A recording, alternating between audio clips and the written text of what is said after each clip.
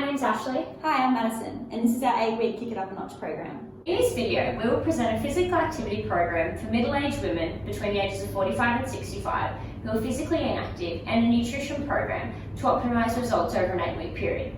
The main aim of the program is weight loss. The program is called Kick It Up a Notch and is designed to change patterns of physical inactivity and educate women on nutrition for positive long-term health outcomes. The 8-week program will run at Western Sydney University Gym, Kingswood, and once completed, the gym will offer training packages at a reduced rate for all participants who undertake the program. Physical activity is defined as any bodily movement produced by skeletal muscles that require energy expenditure. Physical activity can be achieved through a number of different activities, such as a range of sports, swimming, jogging, and leisurely activities. This can also be included in household chores, such as vacuuming and mopping. According to the Australian Government Department of Health, the recommendations around physical activity involvement includes being active on most days of the week, preferably all if possible, including a minimum of 2 muscle conditioning and strengthening workouts per week, achieving roughly 2.5 to 5 hours of moderate physical activity, as well as an hour 15 to 2.5 hours of vigorous physical activity. If you're currently not participating in any physical activity, it's better to ease your body into it with the routine to prevent injury. The importance behind targeting physical activity levels amongst middle-aged sedentary women is due to increased risks associated with aging and being physically inactive. These risks include hypertension, cardiovascular disease, type 2 diabetes, stroke, and depression, as well as an increased chance of obesity due to the body not burning off energy expenditure, which then influences body mass. Bowen conducted a research trial through a randomised control trial implementing physical activity into middle-aged women. This was done to see the effects it would have in relation to their quality of life. This study found that middle-aged women who present low to no physical activity also reported low self-esteem, low social interaction, as well as low mental and emotional status. This was identified through the completion of the SF36 Health Survey, which analyses one's mental health, physical health, and general health holistically. On the completion of the RCT, participants self-reported an increased mental health survey score, as well as a decreased body mass, thus helping with the reduction of the risks associated. These self-reports were deemed reliable as the statistical outcome measures were of high similarity.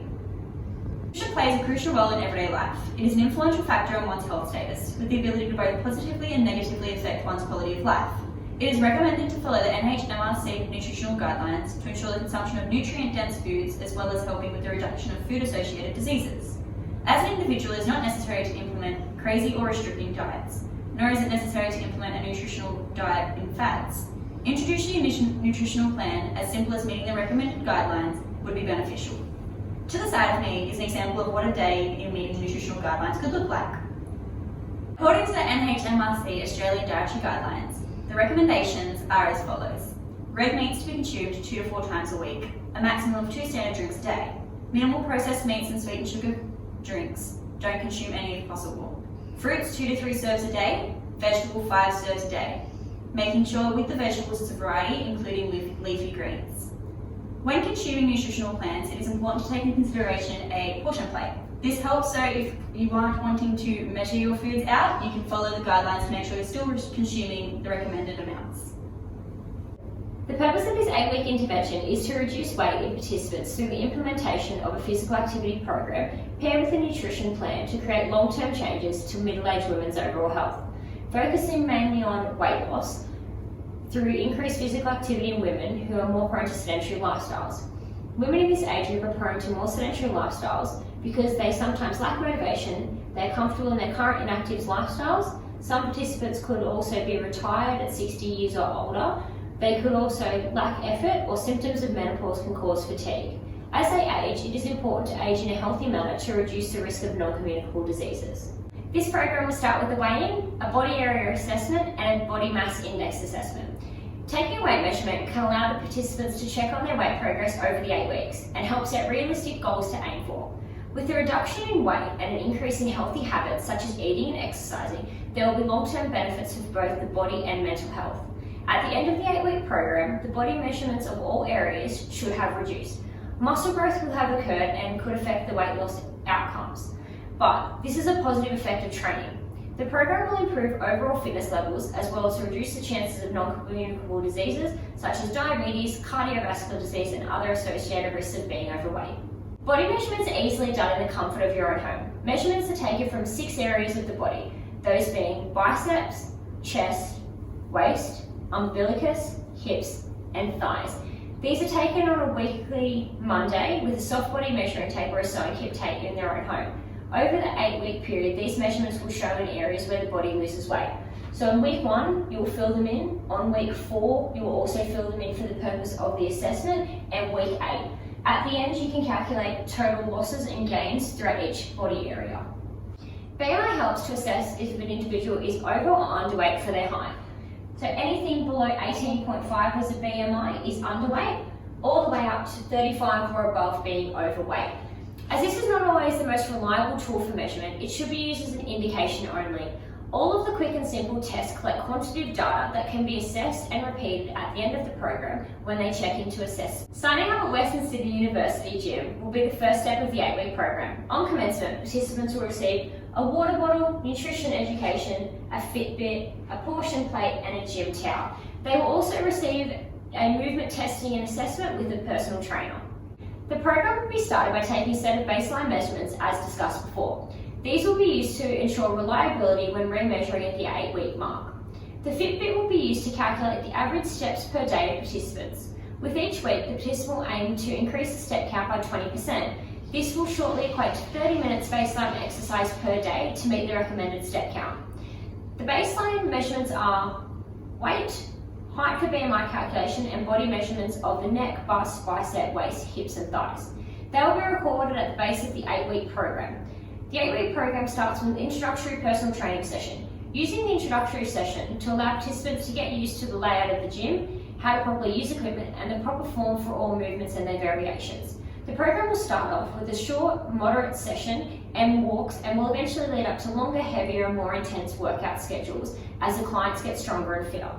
Activities can be interchangeable if you're not able to train. Activities such as walking, playing at the park, or riding bikes are alternative modifications, as long as the participant aims for 30 minutes minimum activity per day.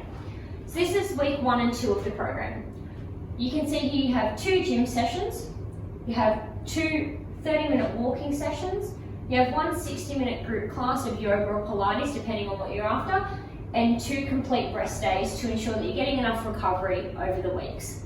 3 in week 4, the training will become 2.5% harder working load, with 2 gym sessions increasing to 40 minutes per week, the 2 walks increasing to 45 minutes per week, with also an included walk on a Saturday, 60-minute yoga class, and then on Sunday it's recommended that rather than resting, if you can, to incorporate a leisure activity day.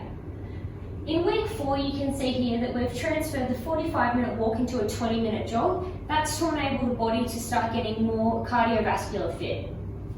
So this week we have week 5 and week 6. So the gym sessions have now gone up to 3 45-minute conditioning sessions with the trainer. We've increased it to 3 45-minute walks, and also now taken the Friday into a 20-minute jog. On the Saturday, we're back to 1 60-minute class and a rest day on the Sunday. Now when we head into week 6, it's heading towards the end of the program, so we're upping what we're doing a little bit more. So we have the 3 45-minute conditioning workouts, we have the 2 45-minute walks, we've increased it to 2 20-minute jogs, and we've now got 2 1-hour classes. The 1-hour classes are designed for the social side of this participant program. So coming towards the end of our 8-week program, here's a week 7 and 8 breakdown of what we're planning to do. In week 7, we have the 3 45-minute conditioning classes with the trainer. We have the 2 45-minute medium walks with the 2 30-minute light jogs. We also have the 2 60-minute yoga or Pilates classes still incorporated, with one complete rest day on the Sunday. As for week 8, we are now upping it to 4 45-minute conditioning classes with a trainer. We have the 3 60-minute walks at medium pace still, with your 2 light 30-minute jogs. We also still have our 2 60-minute group classes with Pilates and yoga, with a complete rest day on the Sunday. Each strength and conditioning workout will incorporate some of these exercises. So we have body weight exercises, free weight exercises, machine weight exercises, and resistance band exercises. Depending on your levels of comfortability with each of the movements, there is alterations that can be made. Training sessions will start with upper body, lower body, core and cardio on separate days. These will allow for a range of movements on different days and recovery of muscle groups. The rep range of weights and machine weight movements will be either 3 sets of 10 or 4 sets of 6. Bodyweight and banded movements will be based on time blocks at higher sets, for example 20 to 40 reps per round.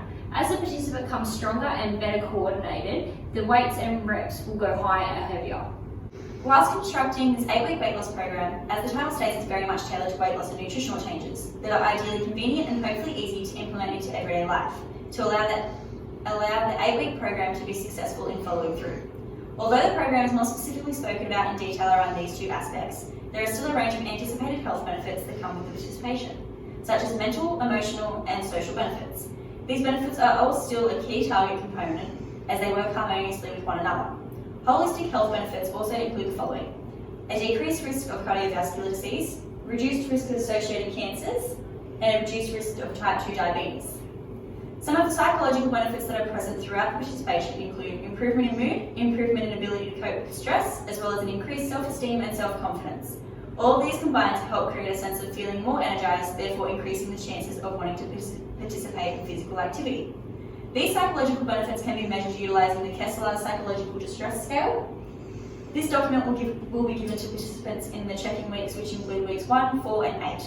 Therefore, these measurements can be viewed and analysed on the completion of the program. By participating in an 8-week program, another anticipated health benefit is an increased step count daily, hopefully sustaining 10,000 steps daily by the end of the 8-week program. There is a multitude of research showing that by achieving 10,000 steps a day, it has health benefits such as reduced risks of heart disease, reduced risks of high cholesterol, and reduced risks of high blood pressure, whilst also increasing bone density and blood flow to allow healthy aging to occur.